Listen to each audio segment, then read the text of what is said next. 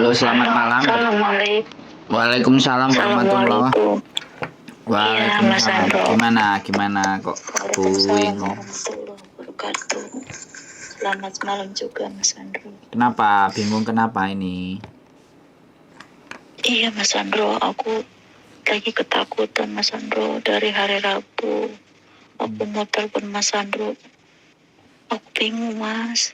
Loh, Aku kenapa? kena lagi kena musibah. Terus? Lagi apes mungkin ya, apa gimana. Terus? Nenekku jatuh loh, Mas. Terus? Sampai pada biru lah. Terus kan aku aku teriak sama kakek neneknya jatuh pada biru jendol sampai segede telur. Jidatnya sampai memar, sampai ke telinga belakang biru. Terus kakeknya telepon anaknya. Aku bilang suruh bawa ke rumah sakit. Cuman kata si bobonya nggak mau. Terus kenapa si kakeknya nyuruh ke rumah sakit, terus si bobonya bilang nggak mau. Kenapa anaknya nggak dibawa ke rumah sakit gitu loh, Mas. Solusinya gimana loh, Mas? Gini ya, Mbak. Iya. Saya tanya. Iya.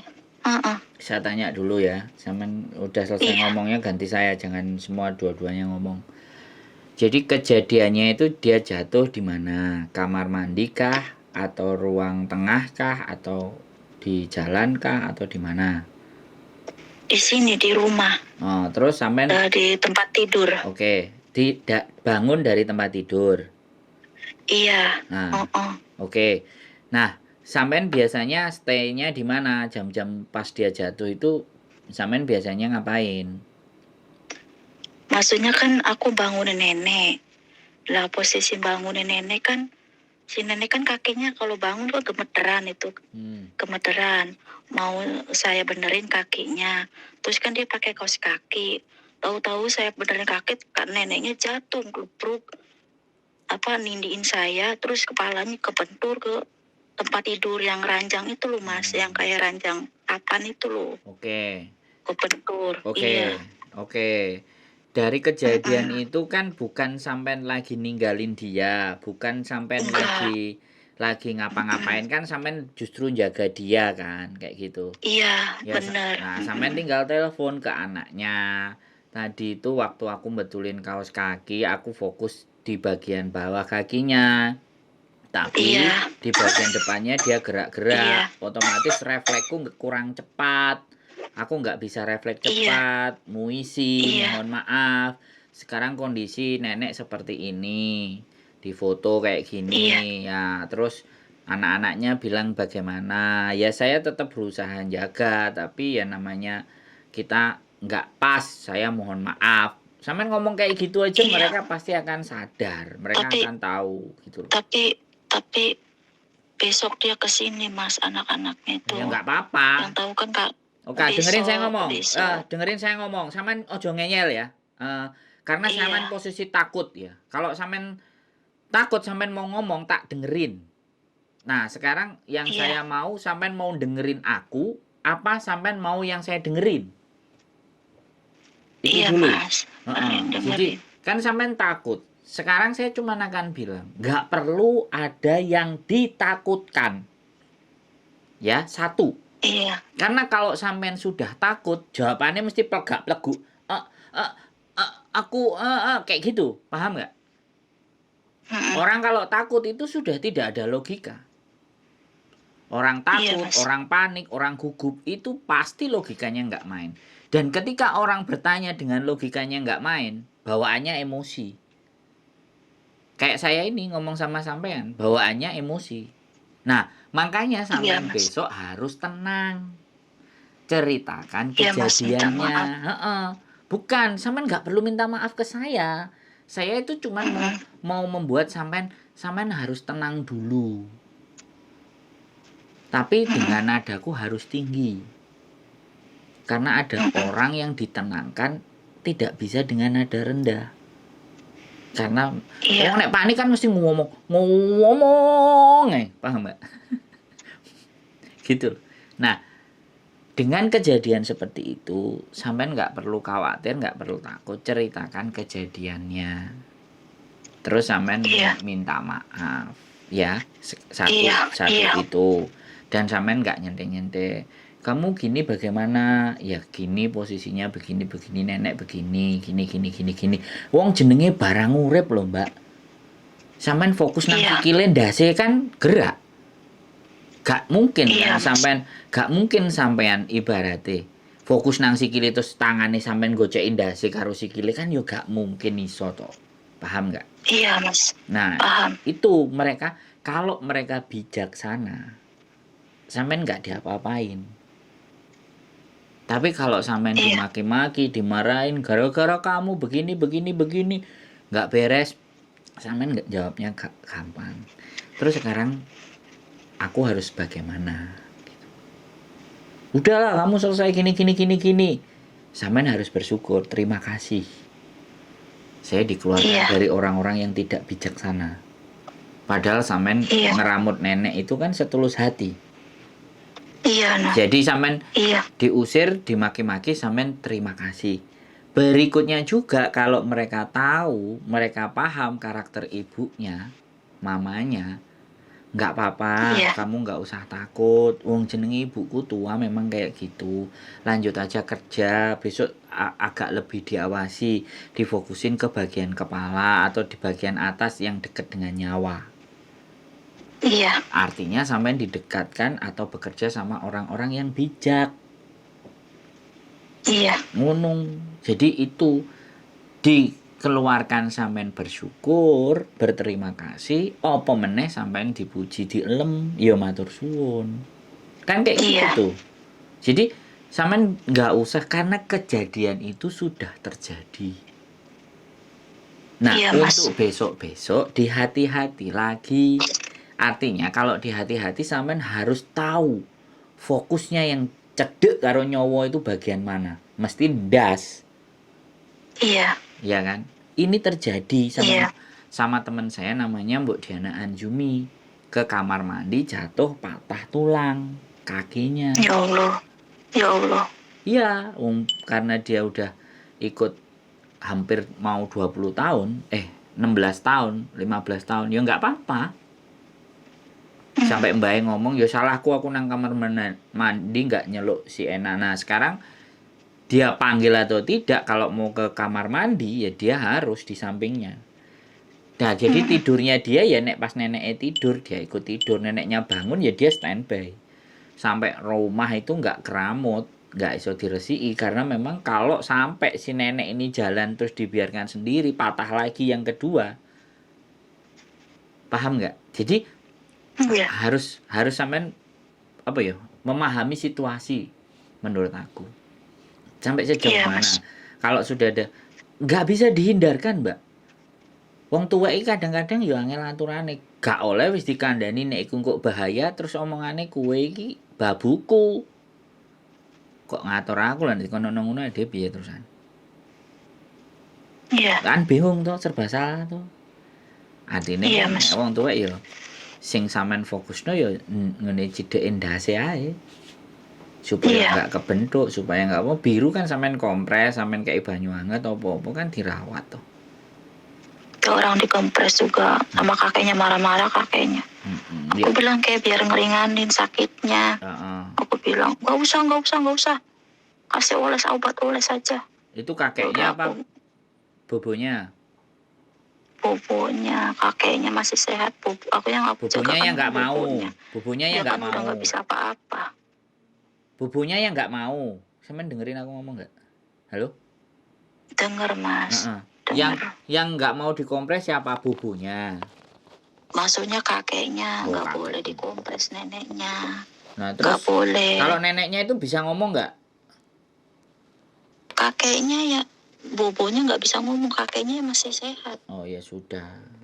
Ya wis ngono gak apa-apa nek wis dia nggak bisa ngomong ya sekali lagi. Fokus aja kan ke mbahnya.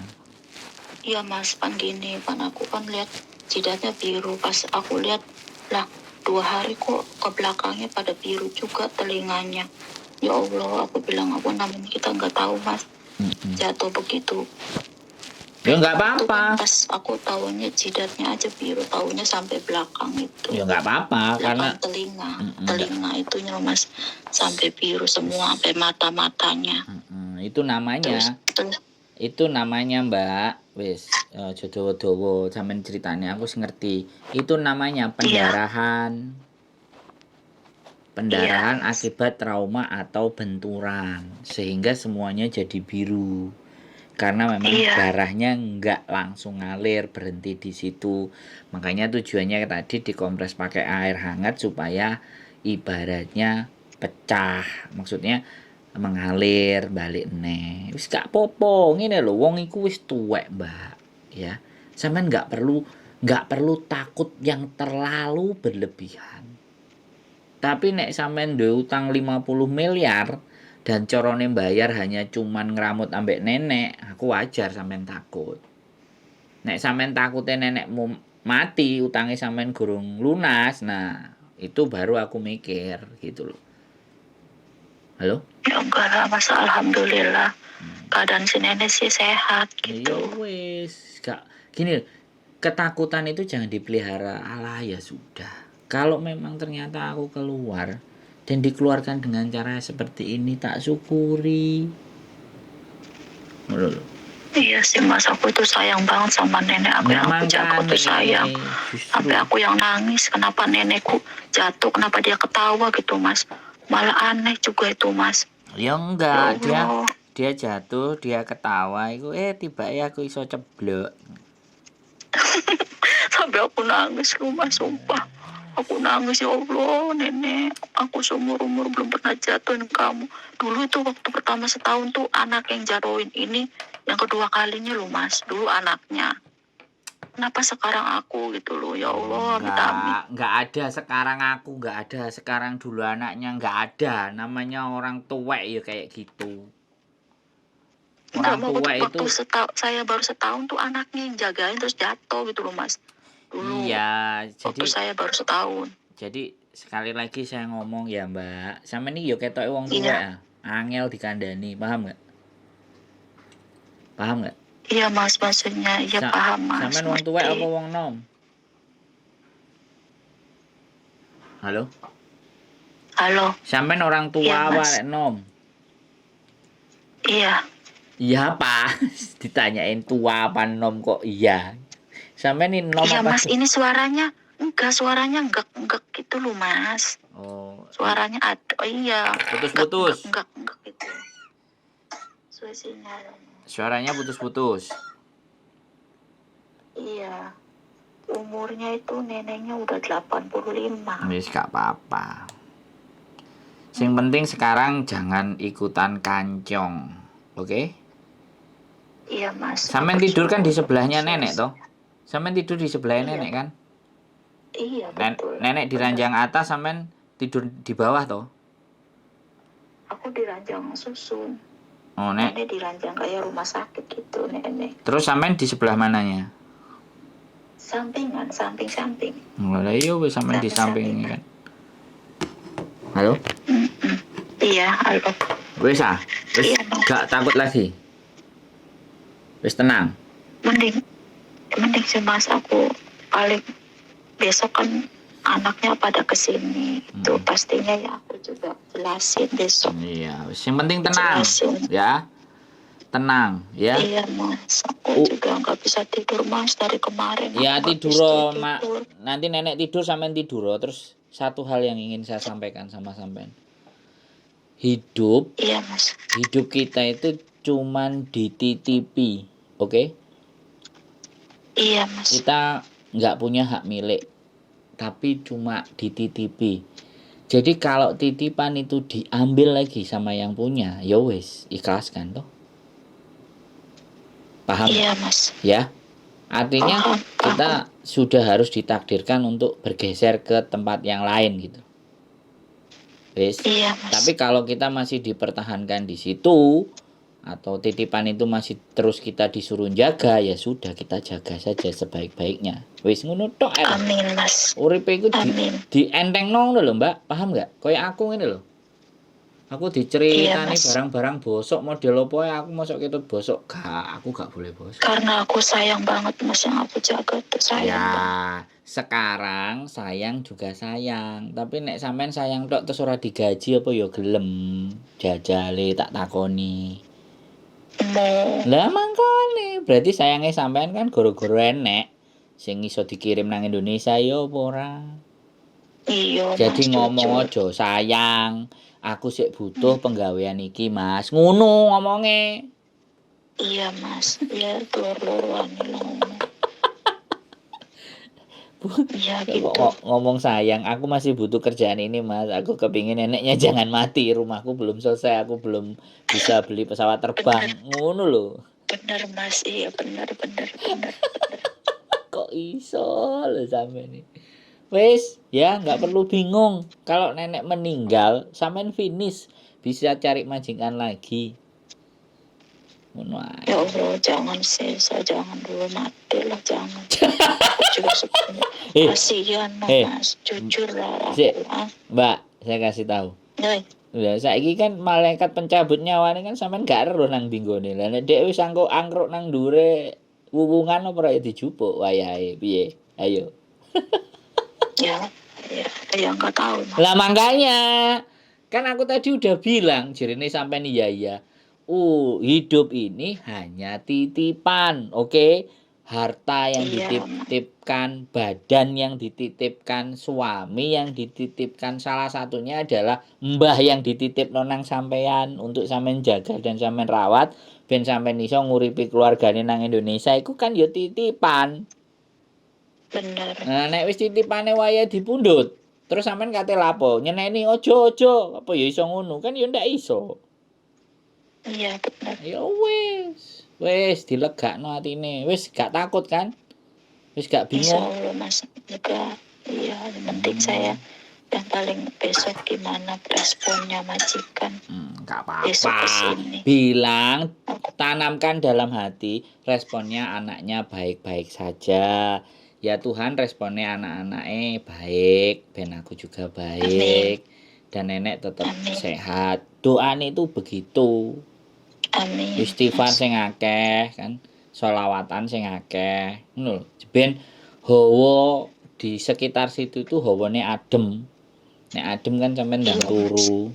Engko nenek tangi tiba-tiba sampean ben iso apa jenenge ngramut. Nek gak turu blas terus kongkon ngramut neneke malah sing geblak sampean. Hah?